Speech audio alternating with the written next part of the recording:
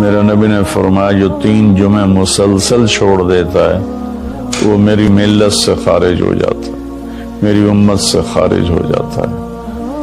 تو میں اپیل کروں گا ان بہن بھائیوں سے جو نماز میں سستی کرتے ہیں، کم از کم جمعہ ضرور پڑھ لیا کریں۔ عورتوں پہ جمعہ فرض نہیں ہے، مردوں پہ فرض ہے۔ تو میں کہا کرتا ہوں جو دوست ملتے ہیں جی نماز نہیں پڑھی جاتی، تو میں ان سے کہتا ہوں ایک نماز 5 میں سے طے کر لو اور ایک جمعہ طے کر دو، 2 نمازیں شروع کر دو۔ جس نے بھی اس پہ عمل کیا وہ 5 وقت کا نمازی بن گیا۔ تو جمعہ کی نماز کے بعد جمعہ سے جمعہ تک کے جتنے گناہ ہوتے ہیں وہ اللہ تعالیٰ معاف فرما دیتے ہیں، اور جو جتنی جلدی جا کے بیٹھتا ہے امام کا خطبہ سننے کے لیے اس کو اتنا زیادہ اجر ملتا ہے۔ تو آج رمضان کا پہلا جمعہ ہے کہ ہم اس کا اہتمام کریں۔ رمضان المبارک میں جنگ بدر ہوئی، 17 رمضان جمعے کا دن، اور اللہ نے قیامت کو بھی جو قائم کرنا ہے جمعے کا دن۔ تو ہر دن اللہ کی بارگاہ میں بابرکت ہوتا ہے اگر ہم اس میں اللہ کی مان کے چل رہے ہیں، اور رمضان شریف میں خاص طور پر، اور پھر جمعہ ہو تو خاص طور پر اس میں ہم اپنے عبادت کو بڑھائیں۔ درود شریف جمعے کے دن کا مبارک عمل ہے کثرت سے درود شریف پڑھنا، اور 300 دفعہ جو درود شریف پڑھ لیتا ہے وہ کثرت میں شمار ہو جاتا ہے، اوپر کی کوئی حد انتہا نہیں ہے۔ ہمارے ایک رشتہ دار تھے، وہ انتقال ہو گیا، اللہ ان کو درجے بلند کرے۔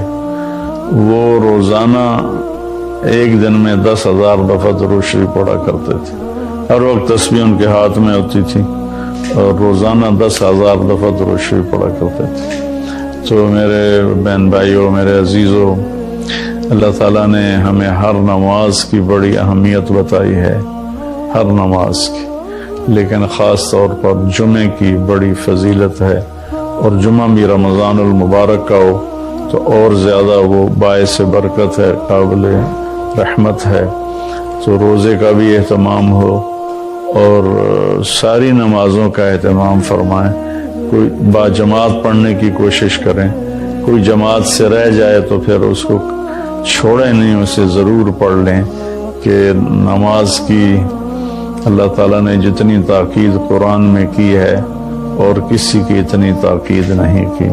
اور اللہ تعالیٰ نے 10 دفعہ اقیم الصلاۃ اقیم الصلاۃ اقیم الصلاۃ وآتوا الزکاۃ، تو 10-12 دفعہ اللہ نے قرآن میں براہ راست حکم کیا اقیم الصلاۃ وآتوا الزکاۃ۔ اور ادھر اللہ پاک کی رحمت کے دروازے کھلے ہوئے ہیں، اللہ کا عرش پہلے آسمان پر ہے، جنت کے دروازے کھل چکے ہیں، جہنم کے دروازے بند ہو چکے ہیں۔ اور میرے نبی کا فرمان ہے کہ اگر میری امت کو پتہ چل جائے رمضان کیا ہے تو تمنا کریں گے کہ سارا سال ہی رمضان ہو، اتنی اللہ کی رحمت ہوتی۔ اللہ نے فضل فرمایا، صرف 1 مہینے کے لیے ہمیں اللہ تعالیٰ نے اس کا پابند کیا۔ تو میرے بھائی بہنوں، اس مہینے کو قیمتی بناؤ، کسی سے ہم لڑے ہوئے ہیں ہم صلح کر لیں، مرنے والے سے پوچھو کہ لڑائی کا کیا نقصان ہوتا ہے، مرنے والے سے پوچھو دنیا کی دوڑ کا کیا نقصان ہوتا ہے، مرنے والے سے پوچھو ماں باپ کی نافرمانی کا کیا انجام ہوتا ہے۔ امام بخاری رحمۃ اللہ علیہ نے ایک واقعہ نقل کیا ہے کہ ایک گاؤں میں ایک نوجوان کو دفن کیا گیا، تو عصر کے بعد اس کی قبر پھٹتی اور وہ قبر سے نکلتا، اور اس کا چہرہ گدھے کا ہوتا تھا، اور وہ 3 دفعہ گدھے کی آواز میں آواز نکالتا تھا، پھر وہ قبر میں گرتا تھا، قبر مل جاتی تھی۔ تو لوگوں نے اس کی ماں سے پوچھا کہ یہ کیا چکر ہے؟ تو اس کی ماں نے بتایا کہ شرابی تھا، شراب پیتا تھا، تو میں اسے روکتی تھی نہ پیا کر، تو وہ آگے مجھے کہتا تو کیا گدھے کی طرح आवाज़ें निकालती रहती है, मुझे न सुनाया करो। तो अल्लाह ताला ने थोड़ा सा उसका अंजाम दिखा दिया कि माँ बाप को इस तरह तकलीफ देने से क्या होता है। तो भाइयों, एक तो हम नमाज को जिंदा करें। मेरे नबी ने कहा जुइलत कुर्रतु ऐनी फिस्सलाह, नमाज रोज़े से बड़ा फ़र्ज है, मेरी आंखों की ठंडक नमाज में है। और जब आप दुनिया से तशरीफ़ ले जा रहे थे तो आपने पूरे दीन को दो लफ्ज़ों में बयान किया, एक है हुकूकुल्लाह, एक है हुकूकुल इबाद, और एक है बंदगी और एक है मुआशरत। तो आपने फरमाया अस्सला, जब आप दुनिया से तशरीफ़ ले जा रहे थे आपने हज़रत अम्मा आयशा रज़ियल्लाहु अन्हा अलैहिस्सलाम के सीने पर यूं सर रखा हुआ था इस तरह करके ऐसे, और अम्मा आयशा ने आपको सहारा दिया हुआ था, अपने सीने पर लटाया हुआ था। तो आप फरमा रहे थे अस्सला व मा मलकत ऐमानुकुम, मेरी उम्मत एक नमाज न छोड़ना और एक मेरी उम्मत के गरीब तबके पर रहम करना, उनके साथ आसानी का सलूक करना, उन पर सख्ती ना करना, उनसे नरमी का सलूक रखना। फिर अस्सला व मा मलकत ऐमानुकुम, नमाज न छोड़ना, नमाज न छोड़ना, नमाज न छोड़ना। और आखिरी अल्फाज भी यही थे अस्सला अस्सला अस्सला, नमाज नमाज नमाज। फिर फरमाया अल्लाहुम्मा रफ़ीक़ अल-आला। वालिया होता है, वो आम तौर पे एक मीठा जहर है जो उस बेचारे को पिला दिया जाता है। उसकी हैसियत से बढ़कर उसका तारुफ कराया जाता है, उसकी हैसियत से बढ़कर उसकी तारीफ की जाती। वो फिर ये समझने लगता है शायद मैं वाकई ऐसा ही हूँ, फिर वो अल्लाह की नज़रों से गिरना शुरू हो जाता है। इसलिए मैं ये एक बात तो आप सब हजरात की खिदमत में अर्ज करूँगा, आज तो अल्लाह को कोई नहीं जानता, मैं कौन हूँ जिसे हर कोई जानता है कि मौलाना तारिक जमील तारुफ के मोहताज नहीं। मैं तो एक गंदे नुत्फे से बना हुआ इंसान, कल को मट्टी आज भी मट्टी, मिट जाने वाली शय। आज की दुनिया तो ऐसी गफलत की दुनिया है कि अल्लाह को कोई नहीं पहचानता। इस वक्त तो अल्लाह भी मोहताज तारुफ हो चुके हैं। मोहताज का लफ्ज़ मेरे आपके लिए ना कि अल्लाह की ज़ात, कि अल्लाह तो हर चीज़ से पाक ज़ात है, लेकिन जो उसको मानते हैं आज वो भी अल्लाह को नहीं जानते कि अल्लाह कौन है। तो मैं और आप तो बड़े ही छोटे इंसान हैं, हमारी कोई हैसियत नहीं है। तारुफ ज़रूर करवाया जाए पर बड़े नपे तुले अल्फाज के साथ, जिससे अगले का मिजाज ख़राब ना हो, बल्कि वो भी अपनी हैसियत में रहे, अपने दायरे में रहे। हमारे उस्ताद साहब रहमतुल्लाह अलैह जिनसे बुखारी पढ़ी, वो फरमाया करते थे इल्म की दो किस्में हैं। एक वो जो किसी के ज़रिए से हासिल हो, उसको कहते हैं हुसूली, हासिल हुआ।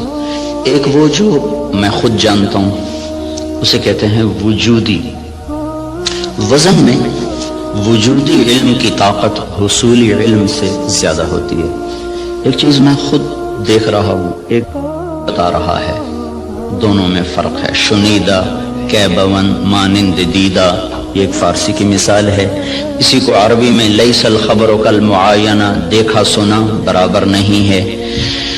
तो इल्म वजूदी की ताकत हुसूली से ज़्यादा होती है, सिवाय एक जगह के, जब आदमी की तारीफ होती है उन चीज़ों के साथ जो उसमें नहीं है, तो वो वहाँ बेचारा धोखा खा जाता है। वो समझता है ये जो कह रहे हैं ना ठीक ही कह रहे हैं, हालांकि वो अच्छी तरह जानता है कि मैं ऐसा नहीं हूँ जैसा ये कह रहा है।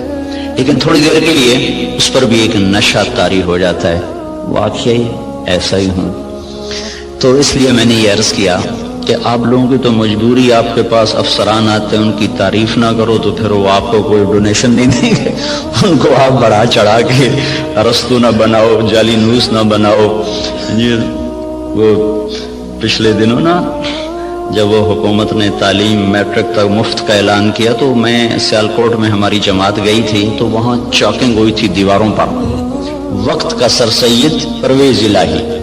اگر بھائی اس سے بڑی بےزتی سر سید کی اور نہیں ہو سکتی. جس آدمی نے تن من دھن قربان کر دیا امت کو کسی رخ پر لانے کے لیے اور اس گرداب سے نکالنے کے لیے کہ یہ کچھ دنیا کو بھی سمجھنے والے بنے. ایک نواب صاحب کے پاس گئے چندہ مانگنے، وہ تھے مخالف ان کے، تو انہوں نے تمسخر اور ٹھٹھے کے طور پر اپنے پرانے جوتے ان کو ڈبے میں پیک کر کے دے دیے کہ آئیے آپ کی اسکول کے لیے چندہ ہے. وہ لے گئے علی گڑھ، کھول کے دیکھا تو پرانے جوتے، تو انہوں نے اس کو بازار میں فروخت کیا. وہ کوئی 4 آنے 8 آنے کے بکے. وہ جمع کر کے رسید کاٹ کر لیٹر میں ڈال کے بھیج دی کہ آپ نے جو ہمیں چندہ دیا تھا وہ ہم نے بازار میں بیچا، اس کے اتنے پیسے ہم نے وصول پائے، اس کی رسید آپ کی خدمت میں پیش کر رہا. جو آدمی ایسے ذلیل ہو کے کسی کنارے پہنچا ہو، وقت کا سر سید پرویز علیہ، میں کہ اس سے بڑی بےزتی آج تک سر سید کی نہیں ہو سکتی.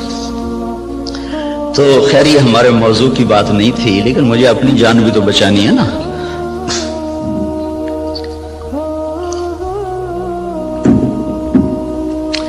اللہ تبارک و تعالیٰ نے ہمیں ایک ذہن دیا ہے.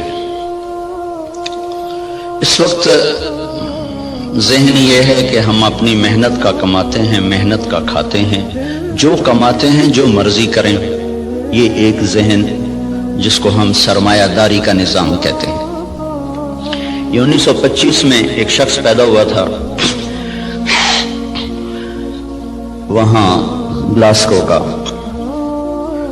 اس نے یہ نظریہ دیا تھا، اس نے کتاب لکھی دی دی ویلتھ آف نیشن. تو اس میں اس نے یہ نظریہ دیا تھا کہ آدمی کو کمانے میں آزاد ہونا چاہیے، جو جیسے مرضی کمائے، اس سے مال کی دوڑ لگے گی اور لوگوں کے پاس سرمایہ وافر ہو جائے گا. ایڈورڈ سمتھ اس کا نام تھا. اس کے مقابلے میں ایک نظریہ تھا جو کارل مارکس نے دیا کہ سب کچھ نیشن کا ہے، حکومت کا ہے، کسی کا کوئی حق کوئی نہیں، حکومت اس کو صحیح طور پر تقسیم کرے گی. یہ 2 غلط نظریے دنیا میں چلے، ایک ختم ہو گیا، ایک قریب المرگ ہے، ختم ہونے پر ہے. اسلام اس کے بیچ میں لاتا ہے، وَكَانَ بَيْنَ ذَلِكَ قَوَامًا، وہ درمیان میں لاتا ہے. وہ ملکیت اللہ کی ثابت کرتا ہے، نہ میری نہ حکومت کی. الملک للہ. ہمارے نبی جب صبح اٹھتے تھے نا تو آپ ایک دعا مانگا کر، صبح اٹھتے ہی اصبحنا واصبح الملک للہ والکبریاء والعظمۃ للہ والخلق والامر واللیل والنہار وما سکن فیہما للہ وحدہ. اللہم اجعل اول هذا النہار صلاحا واوسطہ فلاحا واخرہ نجاحا. اسألک خیر الدنیا والآخرۃ یا ارحم الراحمین. ہمارے نبی نے جو ہمیں دعائیں سکھائی ہیں وہ بھی معجزات نبوت میں سے ہیں کہ اتنے خوبصورت اسلوب میں اللہ سے بات کرنا اور مختصر کلمات میں سب کچھ مانگ لینا، یہ صرف نبی سکھا سکتا ہے اور کوئی نہیں سکھا سکتا. تو صبح اٹھتے ہی کیا اعتراف عبودیت ہے، عبدیت ہے. اصبحنا واصبح الملک للہ. میرے رب، ساری کائنات جس پر دن چڑھ رہا ہے وہ تیری ہی ہے. ساری عظمتیں، جلال و کبریا وہ تیرے لیے ہے. ساری مخلوق، سارا کچھ وہ تیرا ہی ہے. زمین آسمان جو اس کے درمیان ہے وہ سب کچھ تیرا ہے. جب سب کچھ تیرا ہے میں تیرا محتاج بن کر تجھ سے سوال کرتا ہوں، یا اللہ اس دن کا اول وہ فلاح بنا دے اور اس کے درمیان کو صلاح بنا دے، اس کے آخر کو نجات بنا دے. یہ تصور ہمیں اللہ کی طرف سے ملا ہے کہ جو کچھ میرے پاس ہے وہ بطور استحقاق نہیں، بطور امتحان ہے. یہ 2 لفظوں میں راستے جدا ہو جاتے ہیں. میرے پاس جو کچھ ہے بطور استحقاق نہیں، بطور امتحان ہے. جو کچھ ملا، جس کو ملا،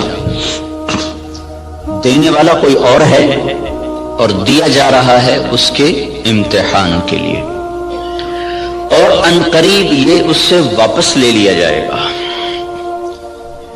اور پھر اس کو ایک بہت بڑی عدالت میں پیش کیا جائے گا، پھر وہاں اس کے اچھے اور برے اعمال کو تولا جائے گا، پھر اس پر یا ہمیشہ کے لیے جنت کا فیصلہ ہوگا یا ہمیشہ کے عذاب اور جہنم کا فیصلہ ہوگا۔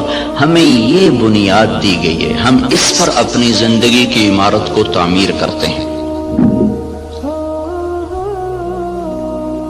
وہ بادشاہ وقت بھی ہے، تو اگر وہ دین کو سمجھتا ہے تو وہ کبھی یہ دعویٰ نہیں کرے گا کہ ملک میرا ہے۔ یہ دعویٰ فرعونی ذہن کے لوگ کرتے ہیں، الیس لی ملک مصر وہذہ الانہار تجری من تحتی افلا تبصرون، مصر میرا ہے، نہریں میری ہیں، میں جو چاہے مرضی کروں۔ اس کے بدلے میں جس کو اللہ تعالیٰ ایمان کی دولت دیتا ہے وہ کہتا ہے ملک اللہ کا ہے، میں تو امانت دار ہوں، حکومت اللہ کی ہے، میں تو امانت دار ہوں، میں تو اس میں خیانت نہیں کر سکتا۔ عمر بن عبدالعزیز کے بچوں نے ماں سے کہا کپڑے چاہیے، عید آ رہی، انہوں نے خاوند سے کہا، اور عمر بن عبدالعزیز 3 بر اعظم پر حکمران ہیں، میں بیت المال ایسا بھرا کہ نہ بعد میں کبھی بھرا نہ پہلے کبھی بھرا۔ تو انہوں نے بیوی نے عرض کیا کہ بچے کپڑے مانگ رہے ہیں، تو انہوں نے فرمایا میرے پاس تو پیسے کوئی نہیں۔ اس سے پہلے خلفاء نے خزانے کو استعمال کیا جیسے چاہا، انہوں نے اپنا سمجھ لیا تھا، دھوکہ کھا گئے۔ ایک ایمان والا آیا، اللہ سے ڈرنے والا آیا، اس نے کہا الملک للہ، کہا فاطمہ یہ تو دولت میری نہیں ہے، یہ تو امانت ہے، میرے پاس پیسے نہیں، میں کپڑے کہاں سے لے کر دوں؟ بیوی نے کہا اگلے مہینے کی تنخواہ ایڈوانس لو، میں اس سے کپڑے سی لوں گی، روٹی کا خرچہ میں گھر بیٹھے مزدوری کر کے نکال لوں گی۔ چلنے گئے، ہاں یہ میں کر سکتا ہوں۔ تو انہوں نے اپنے خزانچی کو بلا کے فرمایا کہ ہمیں اگلے مہینے کا خرچہ، اگلے مہینے کی تنخواہ ہمیں ایڈوانس دے دی جائے۔ تو خزانچی نے کہا اب مجھے اگلا مہینہ زندہ رہنے کی ضمانت دے دے، میں آپ کو تنخواہ دے دیتا ہوں۔ تو وہ چپ کر کے واپس آ گئے اور اپنی بیوی سے کہا فاطمہ، یہ فاطمہ عبد الملک کی بیٹی ہے، یہ عورت دنیاوی نسبت کے لحاظ سے اس جیسی معزز خاتون دنیا میں آج تک نہیں آئی، آئندہ کوئی آئے جائے تو پتہ نہیں، آج تک دنیاوی نسبت کے لحاظ سے اس خاتون جیسی کوئی عورت نہیں پیدا ہوئی۔ اس کا دادا بادشاہ تھا، اس کا باپ عبد الملک بادشاہ تھا، اس کے 4 بھائی ولید، سلیمان، یزید، ہشام، چاروں بادشاہ بنے، اس کا خامد عمر بن عبدالعزیز وہ بادشاہ بنا۔ یہ عورت 7 نسبتوں سے شہزادی تھی، دادے سے لے کر باپ، 4 بھائی، خامد، ایسی نسبت کی عورت آج تک نہیں پیدا ہوئی۔ اسے فرمایا فاطمہ بچوں سے کہہ دو کہ تمہارا باپ کپڑے لے کے نہیں دے سکتا، الملک للہ، ملک اللہ کا ہے۔ جب عید ملنے کے لیے خاندان کے لوگ آئے، بنو امیہ بڑے زوردار لوگ گزرے ہیں، تو جب لوگ آئے تو خاندان کے لوگ آئے تو بچے بھی ملنے کے لیے آئے، تو ان کے وہی خستہ حال کپڑے تھے۔ تو عمر کہنے لگے بیٹو تمہیں آج صدمہ تو ہوگا کہ تمہارے باپ نے تمہیں کپڑے لے کر نہیں دیے، اور آج تم اوروں کے سامنے کھڑے ہونے میں کچھ سبکی محسوس کر رہے ہو۔ تو ان کے بیٹے نے کہا عبد الملک نے کہ نہیں ابا جان، آج ہم عزت محسوس کر رہے ہیں کہ ہمارے باپ نے خیانت نہیں کی، ہم آج عزت محسوس کر رہے ہیں، ہمارے باپ نے خیانت نہیں کی۔ تو یہ نظریہ اسلام ہے کہ ملک اللہ کا ہے، جو کچھ دیتا ہے اللہ دیتا ہے، اور وہ بطور امتحان دیتا ہے، اور ہم اس میں امین ہیں، ہم اس میں امین ہیں، اور اس کو ہم ایسے استعمال کریں گے جیسے اللہ چاہتا ہے۔ ہم اسے ایسے استعمال نہیں کر سکتے جس سے میرا اللہ ناراض ہو یا اللہ کا رسول ناراض ہو اور اس کے سامنے مجھے شرمندگی اٹھانی پڑے۔ اسی کو اس آیت میں بیان کیا گیا، افرأیتم ما تحرثون، یہ جو تم ریسرچ کر رہے ہو، اانتم تزرعونہ ام نحن الزارعون، یہ تمہارا اللہ تمہیں راہیں سجاتا ہے کہ تم اپنی طاقت سے کرتے ہو۔ یہ وہی نظریہ کہ جو کچھ ہے اللہ کا، بھئی ہماری کوشش ہے، ہماری کوشش ہے اس کو برابر کرنے والا، اس کو پھل دینے والا وہ اللہ ہے۔ اَأَنْتُمْ تَزْرَعُونَهُ، بولو تم ہو یہ زراعت کرنے والے، ام نحن الزارعون، یا ہم ہیں زراعت کرنے والے۔ ان اللہ فالق الحب والنوا، کسی سائنسدان میں یہ طاقت ہے کہ زمین میں پڑے ہوئے دانے کو پھاڑ کے دکھا دے؟ کسی میں یہ طاقت ہے کہ وہ جڑوں کو اپنے حکم کے ساتھ چلانا شروع کرے، وہ تنے کو اپنی طاقت سے اٹھانا شروع کرے؟ کسی میں یہ طاقت ہے کہ وہ زمین کی رگوں سے غذا کو سمیٹ کر درخت کو پہنچائے اور پھر اس کے اندر رنگ بھرے، اس کے اندر ذائقے بھرے، اس کے اندر مٹھاس بھرے اور اس کے اندر تاثیرات کو بھرے، اس کے اوپر چھلکے کو لائے، کسی کو کاشوں میں بھر دے، کسی کو دانوں میں بھر دے، کسی کو میں گٹھلی بنا دے، کسی کو میں مٹھاس ڈال دے، کسی میں کھٹاس ڈال دے؟ تو آسمان والا دعویٰ کر رہا ہے لو نشاء لجعلناہ حطاما، میں چاہوں تو تمہاری کھڑی کھیتیوں میں سے پھل کھینچ دوں اور کھڑی کو بھوسا بنا دوں، فظلتم تفکرون، بیٹھے باتیں کرتے رہ جاؤ۔ انا لمغرمون، ارے قرضے چڑھ گئے بھائی، بل نحن محرومون، بلکہ سب کچھ ہی گیا، مول ہی گیا۔ تو یہ ہمیں نظریہ قرآن دیتا ہے کہ ہم جو کچھ کرتے ہیں وہ اللہ کی امانت ہے، تائید ربانی شامل حال ہے، اللہ کا ہم ساتھ ہے، تب یہ قدم ہمارے اٹھتے ہیں۔ اس نظریے والے کی تحقیق اور ریسرچ پر بھی وہی کچھ ہوتا ہے جو ایک کافر کی ریسرچ پر ہوتا ہے۔ تو فرق کیا ہے اس نظریے کے ساتھ ایوب ریسرچ آنا اور اللہ کے انکار کے ساتھ کسی لیبارٹری میں جانا؟ نتیجہ تو دونوں کو اللہ دے دیتا ہے، اس کو بھی دے دیتا ہے، اس کو بھی دے دیتا ہے۔ تو لیکن اس کا فرق کیا ہے؟ اس کا فرق پڑتا ہے عملی زندگی میں کہ جو آدمی اپنا سب کچھ کر کے چلتا ہے پھر وہ آزاد ہو کے چلتا ہے، وہ اپنی ترتیب زندگی میں نہ اللہ کو پہچانتا ہے نہ اس کے رسول کو پہچانتا ہے، اور جو اسے اللہ کی امانت سمجھ کے چلتا ہے اس کی ترجیحات تبدیل ہو جاتی، وہ اللہ اس کے رسول کو سامنے رکھ کر چلتا ہے اور وہ آخرت میں جواب دہ ہونے کے احساس سے چلتا ہے۔ یہ دو سوچ ترجیحات کو تبدیل کر دیتی ہے، ان کی سوچ اور طرف چلی جاتی ہے، وہ حرص و ہوس کے بندے بن جاتے ہیں، اللہ اس کے رسول سے غافل ہو جاتے ہیں۔ یہ قدم قدم پہ لرز لرز کے چلتا ہے، کانپ کانپ چلتا ہے۔ یہ عملی زندگی میں پھر یہ نظریہ طاقتور بن کے انسانیت کو صحیح رخ پر لاتا ہے، جو آپ کے ڈاکٹر صاحب نے فرمایا کہ ہم ذلت و پستی کا شکار ہیں۔ وجہ دین سے دوری ہے، دین سے دوری کی وجہ نظریات کمزور ہو چکے ہیں، تصورات کی دنیا میں اللہ نہیں بس رہا، اللہ کا رسول نہیں بس رہا، جنت اور جہنم کا تصور موجود نہیں ہے، اس لیے قدم بہک گئے، راستوں سے بھٹک گئے، ترتیب ساری الٹی ہو کے رہ گئی۔ تو اللہ تعالیٰ ہمیں یہ ذہن دیتا ہے تم اگاتے ہو کہ اللہ اگاتا ہے۔ جہاں آپ کی ساری زراعت فیل ہو جائے، انس رضی اللہ تعالیٰ عنہ کو ان کی ماں لے کر آئیں، یا رسول اللہ آپ کا بچہ ہے، آپ کی خدمت کرے گا، اس کے لیے دعا کرنا۔ تو آپ نے فرمایا اللہم بارک لہو فی عمرہ ومالہ، اللہ اس کے مال میں عمر میں برکت دے دے۔ تو انس رضی اللہ عنہ فرمایا کرتے تھے کہ اللہ تعالیٰ نے مجھے اتنی زندگی دے دی کہ اب میں زندگی سے تنگ آ گیا، اللہ کے نبی نے لمبی عمر کی دعا دی۔ ساری دنیا میں کھجور کا پھل سال میں ایک دفعہ پھلتا ہے، کھجور کا درخت، لیکن انس رضی اللہ تعالیٰ عنہ کا باغ سال میں 2 دفعہ پھل دیتا تھا۔ وہ گرمی میں بھی پھل لیتا تھا، سردیوں میں بھی پھل لیتا تھا، نہ ٹیکنالوجی تھی، نہ سائنس، نہ کچھ، صرف اللہ کے نبی کی دعا تھی کہ یا اللہ اس کے رزق میں برکت عطا فرما۔ تو ان کے پھل سال میں 2 دفعہ آتے تھے۔ وہ کھجور تو ویسے ہی بہت دیر کے بعد پھل لیتی ہے۔ سلمان فارسی آئے کہ یا رسول اللہ آزادی تو ملی پر نہ ملنے کے برابر کا، کیوں؟ کہ وہ یہودی نے کہا ہے 100 پودے کھجور کے لگاؤ، جب وہ پھلدار ہو جائیں پھر تمہیں آزاد کروں گا۔ اب کھجور جلدی پھل لینے میں آ جاتی ہے، وہ تو وہی دور تھا جو پرانے زمانے کی کھجوریں تھی جو چل چل چڑھ چڑھ کوئی 10 سال کے بعد پھل دینا شروع کرتی تھی۔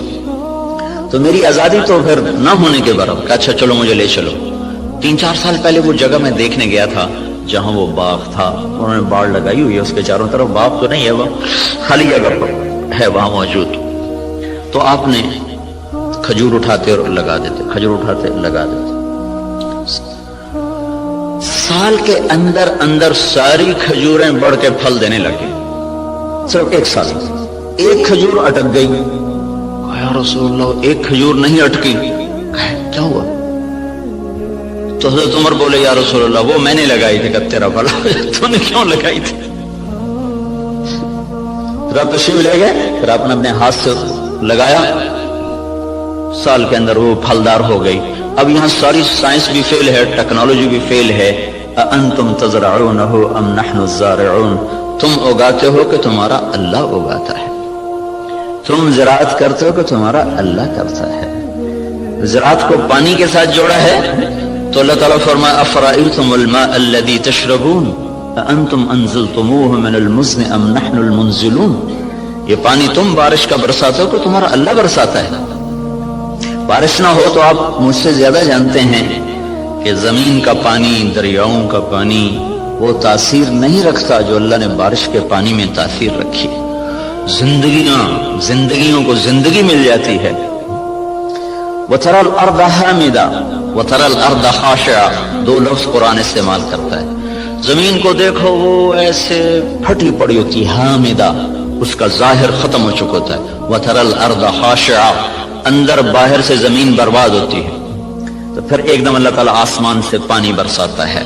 جب آسمان سے پانی اترتا ہے اہتزت وربت وانبتت من کل زوج بہیج، تو بارش سے زمین وجد میں آ جاتی ہے، رقص میں آ جاتی ہے. اہتزت جیسے خوشی سے لوگ جھومنے لگتے ہیں، ایسے جب تمہارا رب آسمان سے بارش برساتا ہے تو زمین خوشی سے جھومنے لگتی ہے کہ اللہ تعالیٰ اس میں وہ کچھ اتارتا ہے جو انسان کے بس میں نہیں ہے. تو زراعت کے نیچے پانی کو اللہ تعالیٰ لے کر آئیں کہ یہ تم نے اتارا کہ تمہارے رب نے اتارا. لو نشاء جعلناہ اجاجا، اگر میں چاہوں تو دنیا کے سارے میٹھے پانی کو کڑوا کر دوں تو پھر کیا کرو گے؟ کہاں سے لاؤ گے پانی؟ تو آج کل تو ٹیکنالوجی کا دور ہے نا، کوئی کہہ سکتا ہے کہ ہم پلانٹ لگا لیں گے، میٹھا بنانا شروع کر دیں گے، پانی میٹھا شروع کر دیں گے. تو اسی ذہن کے لیے اللہ تعالیٰ نے ایک آیت اور اتاری ہوئی ہے، قل ارأیتم ان اصبح ماؤکم غورا فمن یاتیکم بماء معین. مجھے بتاؤ جب میں تمہارا پانی ہی ختم کر دوں تو کہاں سے لاؤ گے؟ ویسے ہی ختم کر دے.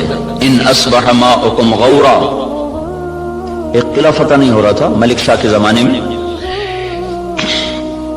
لمبا زمانہ گزر گیا، قلعہ نہیں فتح ہوا، پہاڑی پر تھا. ایک صبح اٹھے تو سارے شہر والوں نے سفید جھنڈے لہرائے ہوئے دروازے کھول دیے. کیا ہوا بھائی؟ رات کو نظام الملک جو وزیر تھا، وزارت کے لحاظ سے شہرت پانے والوں میں اسلامی تاریخ میں نظام الملک کا نام قیامت تک رہے گا. بہت اعلیٰ درجے کی صفات کا حامل اور ایسی وزارت کی کہ آج تک اس کی مثالیں دی جاتی ہیں. وہ سالار لشکر تھا. جب وہ تنگ آ گیا نا تو اس نے رات کو اٹھ کے دعا کی، یا اللہ ہم سے نہیں فتح ہو رہا، تو راستہ کھول. صبح قلعے کے دروازے کھول کے لوگ نیچے اتر آئے، کہا یہ ہم ہتھیار ڈالتے. کیا ہوا؟ کہ رات میں سارے شہر کا پانی خشک ہو گیا، ایک قطرہ پانی کوئی نہیں، ایک بوند پانی کوئی نہیں. دھس ان اصبح ماؤکم غورا، پانی کو دھسا دوں، کہاں سے لاؤ گے؟ اور دھنسے کو نکال دیں. حدیبیہ پر جب پہنچے 1400 آدمی، کنواں خشک، وہ پانی ختم. وہ تو حادثہ پیش آ گیا کہ انہوں نے اندر جانے سے روک دیا. وہ تو مکے جانے کی تیاری کر آئے تھے، راستے میں روک دیے گئے، پانی ختم ہو گیا. تو یا رسول اللہ پانی ختم ہے، کیا کریں؟ تو آپ نے کہا کوئی تھوڑا بہت ہو تو لاؤ. تو ایک آدمی تھوڑا سا پانی لے کر آیا تو آپ نے منہ میں ڈال کے خشک کنویں میں کلی کی تو کنویں کا پانی ابلتا ہوا باہر اٹھتے اوپر تک آ گیا. خشک کو اٹھا دیا، کھڑے کو دھنسا دیا.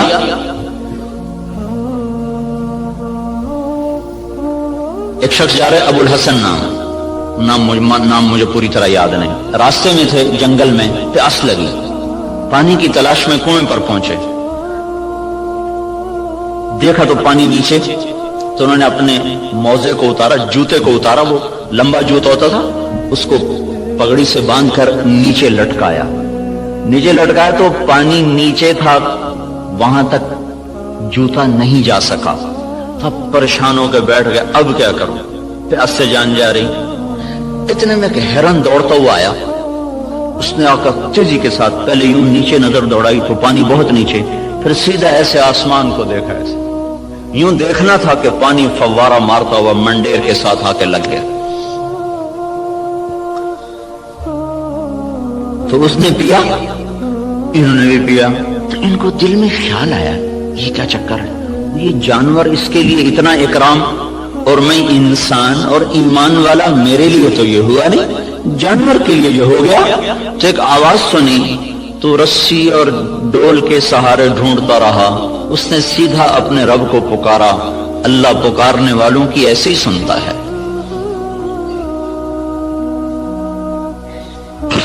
तो ये चीज हमें एक रास्ता देती है कि हमारे सोच के, तहकीक के, तरतीब के अंदाज और हैं।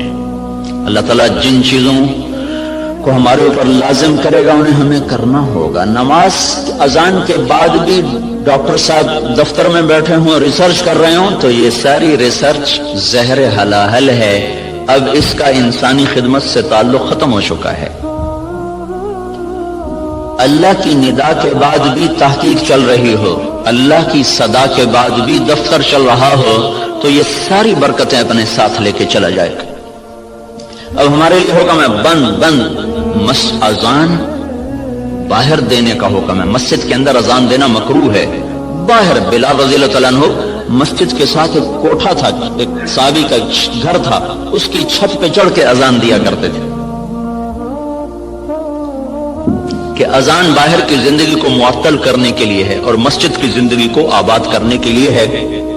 हय्या अला सलाह के बाद अब ना कोई दुकानदार, ना कोई ताजर, ना जमींदार, ना कोई मर्द, ना कोई औरत, जो जहां पर है उससे हुक्म है कि हाथ उठा ले और चले उस रब की तरफ जो कह रहा है हय्या अला सलाह, आओ नमाज की तरफ। यहां क्या मिलेगा? यहां तो हम बहुत कुछ काम कर रहे हैं, लोगों की खिदमत कर रहे हैं, रिसर्च कर रहे हैं, यहां क्या मिलेगा?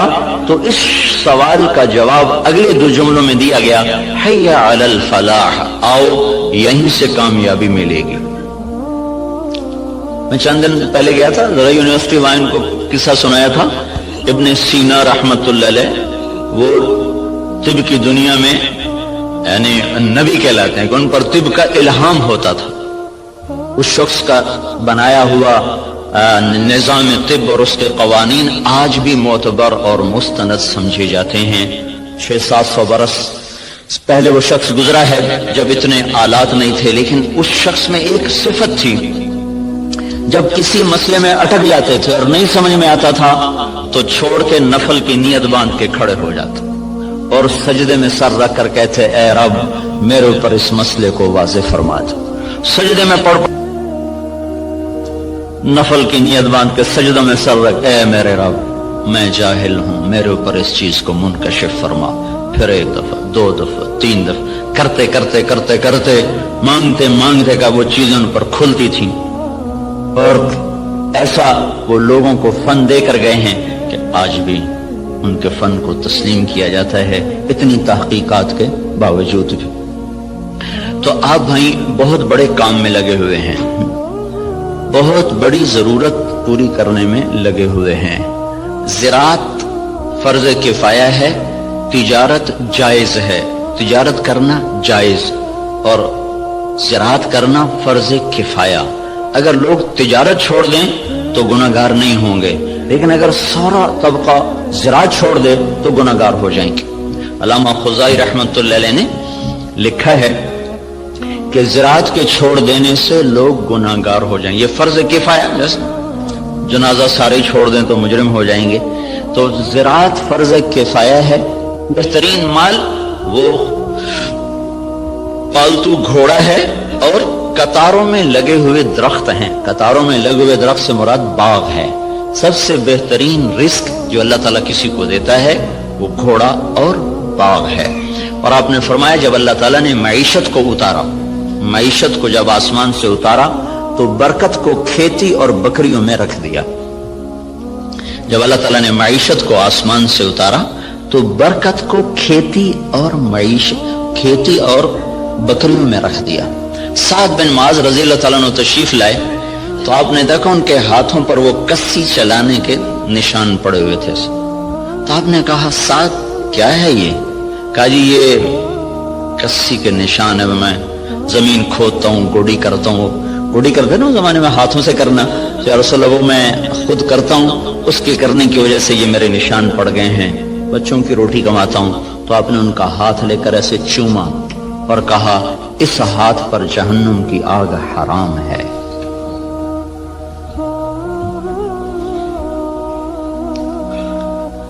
تو آپ ایک بہت بڑے شعبے سے منسلک ہیں جو، اور اللہ تعالیٰ کے محبوب صلی اللہ علیہ وسلم کو باغ بہت پسند ہے. آپ اکثر جا کر انصار مدینہ کے باغ میں بیٹھا کرتے تھے.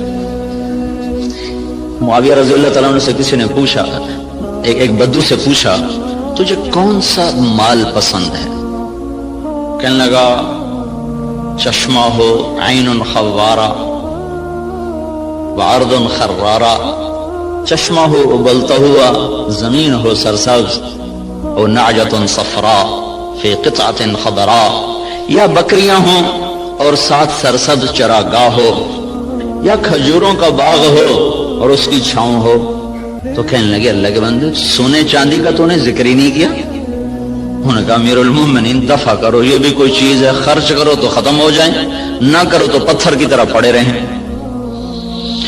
تو اللہ تعالیٰ کے محبوب صلی اللہ تعالی علیہ وسلم نے ان ہاتھوں کو چوما کہ ان پر جہنم کی آگ حرام ہے. اور معاویہ رضی اللہ تعالیٰ عنہ اتنی بڑی زراعت تھی کہ ان کے کھیت میں 5 لاکھ من گندم ہوتی تھی. جس زمانے میں یہ ایسی اقسام تیار نہیں ہوئی تھیں کہ جو ایکڑ میں 50 من ہو اور ایکڑ میں 60 من ہو. وہ ایک پرانی ہم نے بھی تھوڑی سی رکھی ہوئی ہے باپ دادے کی 591، وہ بس ہم اپنے کھانے کے لیے 2 ایکڑ کاش کر لیتے ہیں، 15-20 من ایک ایکڑ سے وہ ہوتی. یہ اقسام نہیں تھی اور اس کے باوجود 5 لاکھ من گندم ان کے فارم سے نکالی جاتی تھی. اور عمر رضی اللہ تعالیٰ عنہ جب خلیفہ بنے تو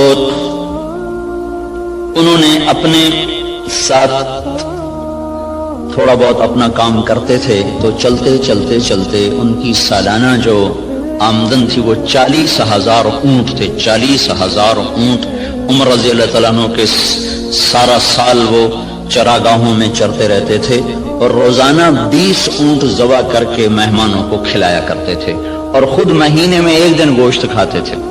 اپنی ذات کے لیے مہینے میں 1 دن گوشت، اور مہمانوں کے لیے روزانہ کا دستور تھا. 20 اونٹ روزانہ ذبح ہوتے تھے اور لوگوں کو کھلایا جاتا تھا. تو یہ تحقیق اور ریسرچ تو سب کچھ ہے اور بڑی جان بھی لگ رہی، اور خود ہم دیکھ رہے ہیں کہ ہماری 5 من کپاس ہوتی تھی، اب وہی 30 من ہو رہی ہے، 35 من تک چلی جاتی ہے. ہماری 15-20 من گندم ہوتی تھی، وہ 60 من تک خود میرے اپنی زمین میں نکلی ہے. اوسط کے لحاظ سے تو نہیں، لیکن 2, 4, 10 ایکڑ ایسے ہر دفعہ دیکھے کہ 60 من تک گندم چلی گئی، 100 من تک مکی چلی گئی ہے. لیکن وہ جو ڈاکٹر صاحب نے بات کی تھی کہ ذلت تو ساتھ نہیں چھوڑ رہی، وہ تو اسی طرح چھائی ہوئی ہے.